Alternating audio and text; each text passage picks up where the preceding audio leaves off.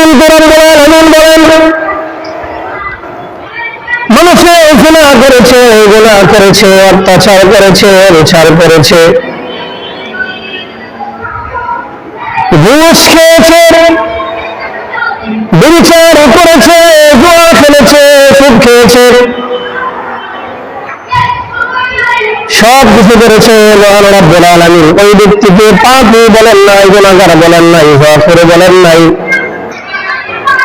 পাপিষ্ঠ বলেন নাই। রব্বুল আলামিন তাকে জিনাখোর বলেন নাই,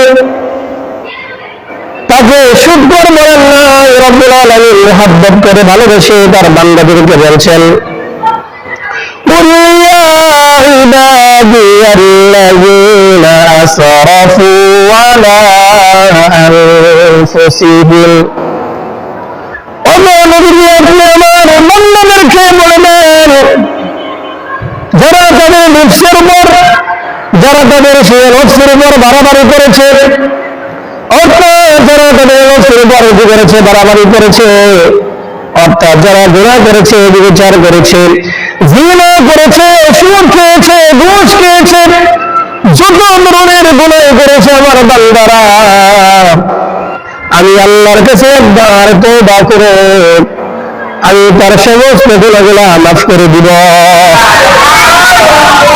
বান্দা যতই গুনাহ করুক না কেন, পৃথিবীর পার সমপরিমাণ গুনাহ করুক না কেন, সাগরের ফেলা পরিমাণ গুনাহ করুক না কেন, এই আমার বান্দাগুলো যেন আমার রহমত থেকে নৈরাশ না হয়।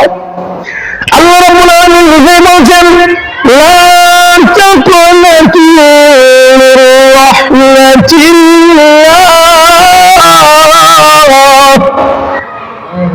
আমার বান্দারা তোমরা যতই গুনাহ করেছো, নফসের উপর বাড়াবাড়ি করেছো, তোমরা আমার রহমত থেকে বঞ্চিত হও না, তোমরা আমার রহমত থেকে বঞ্চিত হও না। বান্দা তার গুনার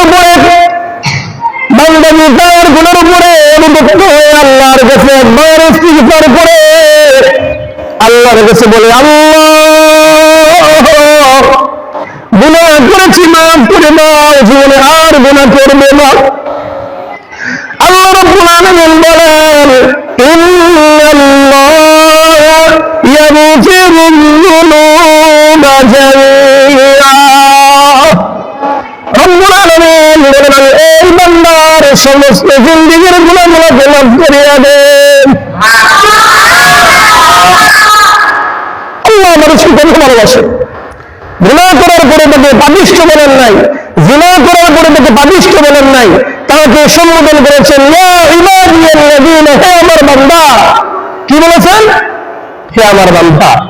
এই জন্য আমরা যারা গুনাহ করেছি আমরা অনুতপ্ত হই, আল্লাহ রাব্বুল আলামিন ইচ্ছে করে আমাদের সমস্ত জিন্দেগীর গুনাহগুলো মাফ করে দিতে পারেন কি পারেন না?